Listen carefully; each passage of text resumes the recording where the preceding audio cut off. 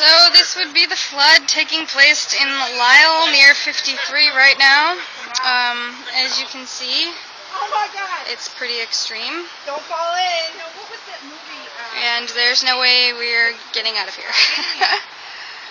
Somebody's on a surfboard there. And this all happened in like 2 hours, not even. So this is pretty crazy. They've evacuated Dumoulin, the street over there on the other side of the block, and we're waiting for them to tell us and come get us, hopefully. So, yeah,